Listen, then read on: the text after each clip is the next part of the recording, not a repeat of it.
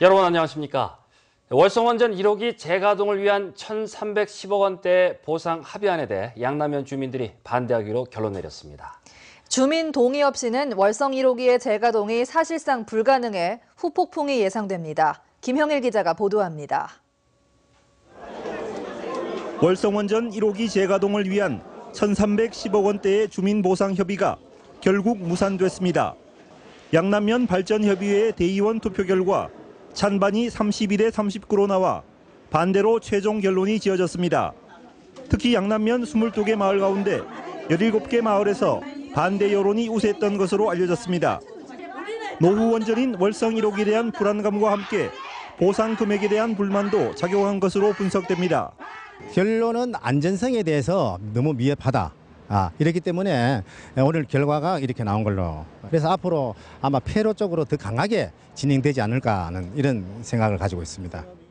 양남 양북 간포발전협의회가 만든 동경주 대책위원회는 지난 4월 한수원과 보상 합의안을 도출했고 이후 2개 읍면은 찬성했지만 양남면의 반대에 부딪히면서 한 달 만에 결국 협의는 무산되고 말았습니다. 이 때문에 양남면의 경우 협상 대표단에 대한 퇴진 요구가 나오고 있고 보상보다는 월성 1호기 폐쇄를 주장해온 반대 여론이 더욱 힘을 얻을 것으로 예상됩니다. 왜 돈 가지고 왔다 갔다 해요? 우리는 책임을 담보를 하는데 안전이 문제지 돈이 문제라요. 지금은 이에 앞서 원자력안전위원회는 한수원의 월성 1호기 재가동에 따른 지역민을 위한 대책 수립을 요구했고 한수원 조석 사장도 주민 동의 없이는 재가동이 불가능하다고 밝힌 바 있습니다. 이 때문에 한수원은 당초 이달 말로 예정됐던 재가동 일정을 무기한 연기할 수밖에 없는 곤혹스러운 상황에 빠졌습니다. 재가동 일정은 다소 연기될 걸로 예상이 되고 본사와 향후 일정에 대해서 구체적인 협의를 진행할 그런 계획으로 있습니다. 월성원전 1호기의 재가동은 처음부터 지역민들의 여론 수렴 없이 일방적으로 추진돼 왔습니다. 무리했던 사업 추진이 결국은 부메랑이 되고 있습니다. MBC 뉴스 김형일입니다. 발레오 전장 시스템 지회 금속노조 탈퇴는 법적으로 무효라는 원심 판결이 나온 가운데 대법원이 오늘 공개 변론을 열었습니다. 산별노조에 속해 있는 조합원들이 자체적으로 탈퇴해 기업별 노조로 전환할 수 있느냐를 두고 치열한 법리 공방이 펼쳐졌습니다. 장성훈 기자가 보도합니다. 2010년 발레오 지회 노조가 자체적으로 산별노조인 금속노조를 탈퇴해 기업별 노조로 조직 형태를 변경하도록 의결한 것은 과연 법적으로 효력이 있는가? 1, 2심 재판부는 발레오 지회가 실질적인 단체 교섭권을 갖지 못해 독자적인 노조로 보기 힘들다며 무효라고 판결했습니다. 그러나 피고 측이 상고하자 대법원은 이례적으로 사건 심리를 위한 공개 변론을 열었습니다. 이번 사건의 결론이 현재 진행 중인 유사한 여러 소송의 판단 기준이 되는 데다 국내 노동계 전반에 큰 영향을 미칠 수 있을 것으로 봤기 때문입니다. 생중계된 공개 변론에서 산별노조를 탈퇴한 피고 측은 조합원들의 자율적인 단결권이 우선 존중돼야 한다며 자유로운 산별노조 탈퇴를 법으로 인정해야 한다고 주장했습니다. 이와 같이 조직 형태 변경을 제한하게 되면 헌법상 근로자의 단결권은 형해화되고 노동조합의 조직 형태 중에 하나에 불과한 산별노조만 과보호되는 문제가 발생하게 될 것입니다. 그러나 원고 측인 금속노조는 단체 교섭권을 갖지 못한 지회노조가 산별노조를 임의로 탈퇴하는 건 국내 노조 체계의 큰 축인 산별노조를 와해시킬 수 있다며 원심 확정 판결을 주장했습니다. 하부 조직의 조직 형태 변경이 잘못 허용된다면 이는 산별노조 자체의 조직 질서를 무너뜨리는 것으로서 산별노조의 집단적 단결권을 본질적으로 침해하게 되고 이는 개별적 단결권이 본질적 침해로 이어집니다. 또 지회노조가 금속노조 탈퇴 과정에서 사측이 고용한 법무법인이 개입한 정황이 드러났다며 산별노조 탈퇴를 인정하면 노조 파괴에 악용될 것이라고 주장했습니다. 이번 변론은 공정성을 위해 대리인 변론에 이어 전문가 의견 진술과 재판부와의 문답 등으로 진행됐는데 앞으로 대법원이 어떤 결론을 내릴지 주목됩니다. MBC 뉴스 장성훈입니다. 포스코가 검찰 수사 등으로 실추된 기업 이미지를 다시 세우기 위해서는 순혈주의를 버리는 등 혁신적인 변화가 필요하다는 지적이 나왔습니다. 포스코 비상경영쇄신위원회 자문위원회는 최근 회의를 갖고 포스코가 이사회 중심의 경영이 필요하다며 사회이사 독립성을 높이는 방안을 마련하고 순혈주의를 버리고 외부 인사를 영입하는 등 융복한 모델이 필요하다는 의견을 제시했습니다. 또 직원들의 창의성과 자발성을 강화하고 잘못된 청탁을 하거나 받는 행위는 단 한 번이라도 단호하게 대응하는 등 전반적인 혁신이 필요하다고 강조했습니다. 지난해 세월호 참사 여파로 급감했던 독도 방문객이 최근 다시 늘고 있습니다. 일본의 이딴 도발로 국민적 관심이 높아진 것이 주된 원인으로 보입니다. 김기영 기자가 보도합니다. 올 들어 독도를 찾은 사람은 6만 5천여 명, 지난해 같은 기간보다 18% 늘었습니다. 특히 관광 성수기인 5월에만 방문객이 5만 명에 달할 것으로 예상됩니다. 이는 방문객 최다를 기록했던 2013년의 월 방문객 수준을 회복하는 것입니다. 독도 방문객은 2010년 11만 5천 명이던 것이 2013년에는 25만 5천 명으로 3년 새 2배 이상 늘었으나 세월호 참사가 발생한 지난해는 13만 9천 명으로 급감했습니다. 올해 추세라면 독도 방문객은 2013년 수준을 회복할 것으로 예상됩니다. 2013년이 우리가 최고 해였는데 올해 5월 기준으로는 2013년도 기준치를 같이 맞먹을 정도 그 정도 수치가 안 되겠나 싶어요.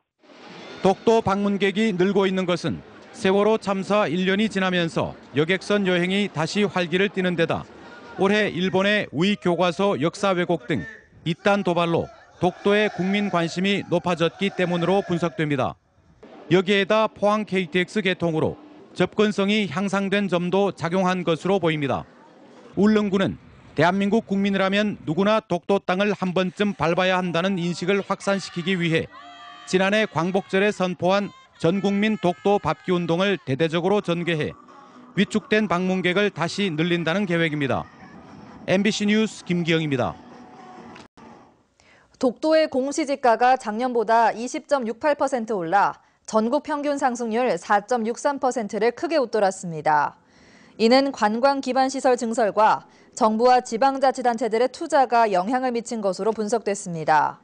경북은 8.05% 올라 전국 광역단체 가운데 세 번째로 높았으며 경북도청 이전지인 예천은 17.6% 올라 상승률 1위를 차지했고 신한울원전 개발 사업이 이뤄지는 울진도 14.72% 올랐습니다.